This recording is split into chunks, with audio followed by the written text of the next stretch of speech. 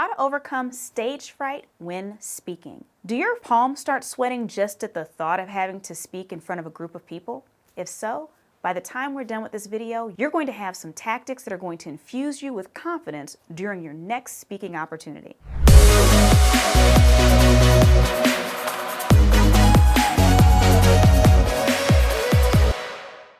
First, we're going to look at where the fear of public speaking comes from.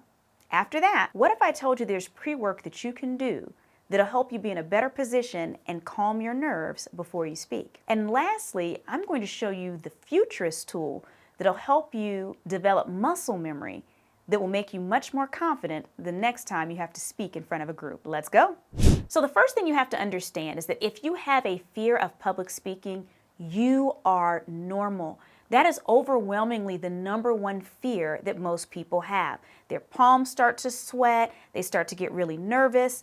But let's look at why we're afraid. Typically, when we're afraid of speaking in front of other people, it's because we're focusing on ourselves. We're thinking, how do I look? Do I look silly? Am I going to trip over something? Will people think that I'm smart? And so we're focusing on what the audience sees when they look at us. As a result of that, we're focusing on our self-consciousness, social anxiety, and negative self-beliefs. So all of us deal with these types of thoughts from time to time. Some people a little less than others because they've worked on it, but it's very natural to believe, oh, maybe I don't deserve to be here. I was recently reading a Maya Angelou book, and she was talking about in this book her writing her 4th autobiography. In this book, she's talking about the fact that she was terrified that she would be found out. So she had horrible writer's block, she couldn't sleep, her husband was trying to cheer her up, she was baking all this food as a way to distract herself. But I want you to think about this. Maya Angelou, who had already had 3 incredibly successful autobiographies, one that was even made into a movie by that point, was stressed believing that she was not worthy of the praise and the recognition she was receiving, and she was terrified that she would be found out on autobiography number 4. So it's very common for us to have those kinds of feelings. It's actually called imposter syndrome. And so tackling all of our internal struggles of unworthiness, and if we're not happy with the way our bodies look, or if we don't like our voices, that will take forever to knock all of that out. And so for a moment, I'm going to ask you to set that aside. Ideally, you want to focus on the audience. So I'll give you an example. I'm someone who speaks professionally for a living. I do keynotes in front of thousands of people at a time. And I've been speaking publicly since I was a child. I wasn't paid as a little kid, but I could speak in front of large groups even as a kid. And what I did was, what I found that was helpful is if I focused on how I looked or all these things about me, how I sounded, I was going to be an entire bundle of nerves. However, when I put all my attention on the audience, when I looked at their faces and I focused on, infusing humor into a moment to see if they could smile, or if I would react to something in the audience and I'd make a little joke with somebody and bring them into the conversation and other people would giggle and laugh and they'd light up, I noticed that worked. And so now as I stand on large stages across the world, I don't focus on how I look. Now my preparation is there, which we'll talk about in a moment, but I focus on what the audience is feeling, what they need. None of it's reflected back at me. Cutting that out in and of itself automatically gets you over most hurdles because, again, you're not thinking about how does my voice sound or how do I look, or it's getting rid of all those things and really focusing on the thing that's most important, which is the audience. Speaking of which, step number 2 is to know your audience. What do they care about? Now, I speak as a keynoter, so I'm talking about the future of work, or the future financial services, or how they can use technology in sales, but you might be speaking in a different capacity. Maybe you're speaking as part of a faith institution. Maybe you're an educator. Maybe you're speaking as part of a community event. There's many different reasons that we could be speaking, but understand the people that are watching you. What do they want? What is their connection to what you're giving? Do they believe what you're sharing with them automatically, or do you have to convince them? If you have to convince them, what do they already believe that you can attach to bring them around to your mode of thinking? What do they want to get out of this? Do they need tools? Do they want to be entertained? Are they bored?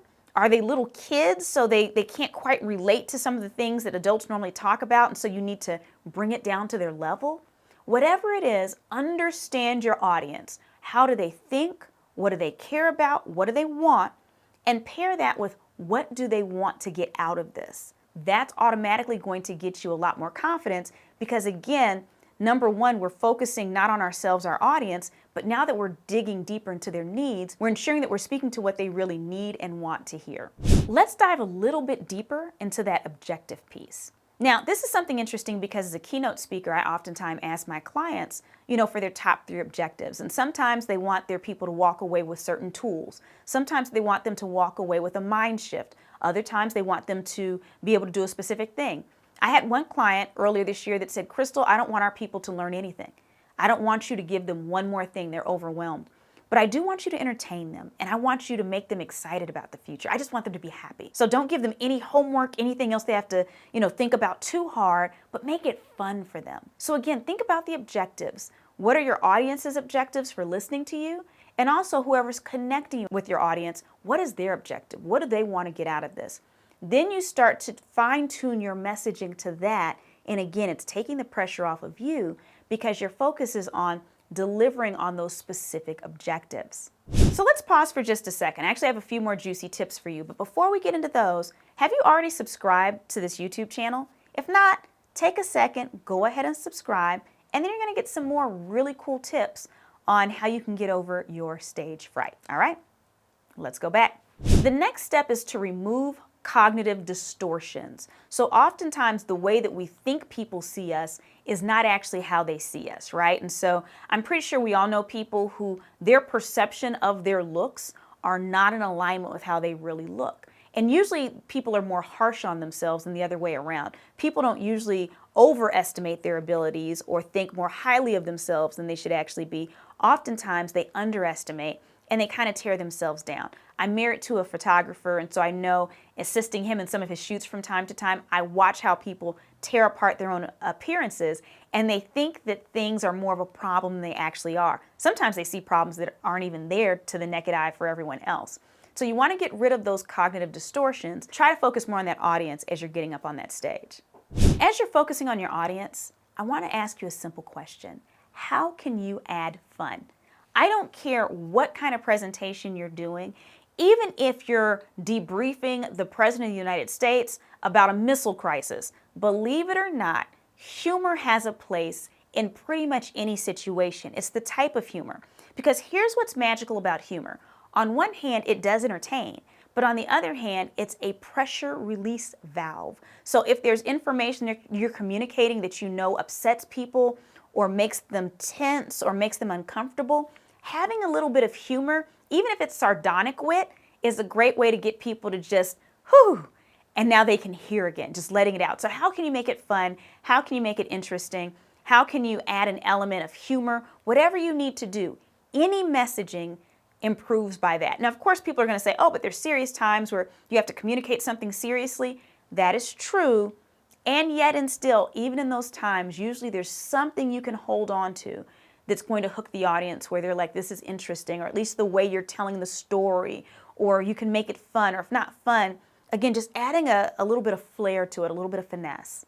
So now it's time for me to give you the futurist tool. One of the things that futurists help our clients do is imagine the future. And oftentimes, imagining the future is a matter of practicing different scenarios. How would you react in different scenarios? You've seen all kinds of things like this when it comes to police officers, military, firemen, where they do practice drills. Well, that's actually a futurist exercise. I want you to do a practice drill of your talk. Now, most people say you go into a mirror and then you go ahead and practice there. Do not do that. Do not go into a mirror, especially if you're not a professional. If this isn't something you do all the time, don't do that to yourself. Because what happens is now you're going to focus on some of those distortions we talked about. Now we're going to focus on some of those body image things or start picking apart things that aren't really important. And also keep in mind, typically your audience isn't going to be seeing you from the same view as you see yourself in a mirror. So I'm not a huge fan of mirror practicing for people that are not professionals. Just practice in a space. Look out the window. If you have stuffed animals, put them all on the couch, make them your audience. Do whatever it is you have to do to build that audience, but go ahead and practice. It could be real people, but you might even want to start off with fake people or get your dogs to line up or cats, whatever. But just practice going through the motion, practice looking around the room, practice pointing to people, oh yes sir, or sure Carolyn, if you're talking to children, oh what do you think? Practice, see yourself in that space and do your talk in that space. Now, I have to say, as part of practicing, you do have to know your stuff. So by the time you've written your speech and you're about to practice, you actually have made sure that you've looked at the objectives that your audience has and the person or persons who are bringing you into contact with that audience, and you're ensuring that you have all the information that they would want you to have to make you credible. It doesn't mean you have to know everything. There's nothing wrong with someone asking you a question after a talk and you saying, you know what, I'm not quite sure about that. Do you have a card? Let me get back to you. Or if it's a child, you know what, I'm not quite sure about that. I'm going to get the answer to your teacher tomorrow. People respect when people say that they don't know something, but as part of your practice, make sure that you know your stuff. And the last piece to this is, before your talk, I want you to develop some type of practice for readying your mind. So, I'll give you an example from me, because again, I do this as a living. Speakers are all very different in our processes. For me, before I go on a stage, I have to meditate. So I'm usually kind of to a side room, kind of thinking to myself, just kind of doing some deep breathing, pretty quiet, nothing too exciting. That's how I prepare to speak in person. Meanwhile, if you catch me before a virtual presentation that I'm giving for a client, sometimes we do these virtual keynotes, I'm listening to really loud rap music, rock music. I'm trying to get geared up because I have to project all of this energy into a camera and I don't get the feedback of people. So these are my rituals for getting ready for speaking. Start to think about what works for you. Maybe you need a pump of energy. Maybe you need to start doing jumping jacks. I know some speakers that start doing push-ups and things before they go on stage in suits, which is wild, right? Or maybe you need calming meditation. Maybe you need to listen to music. Maybe you need to be in the room with other people, just having conversations beforehand. That's opposite of my process, right? But you figure out what your process is and put it into play. When you start to put all these things together, the fact that now you're not focusing on yourself, you're focusing on the audience. You know what their objectives are, and so you're speaking to those. You do all the preparation that you need to have the information needed so that you know your stuff. You're practicing with an audience that's imaginary, not in a mirror, not recording yourself, again, unless you're a professional and you're going a little further along. And then you're infusing fun and you're creating your ritual. Once you put all these things together, you will be more confident in addressing an audience because you're not focusing in the wrong direction and you're prepared. Speaking of preparing, I have another gift for you outside of just what I've shared in this video. If you go into the description right now, you're going to see that there's a link to download my Future Ready Playbook. This playbook was designed just for you so that you can be more strategic about your future and planning out what activities you need to take now so that no matter what scenarios happen, no matter what happens in the future, whether it's predicted or unpredicted, you can come out on top. So what are you waiting on? Go ahead right now, click the link, download your Future Ready Playbook.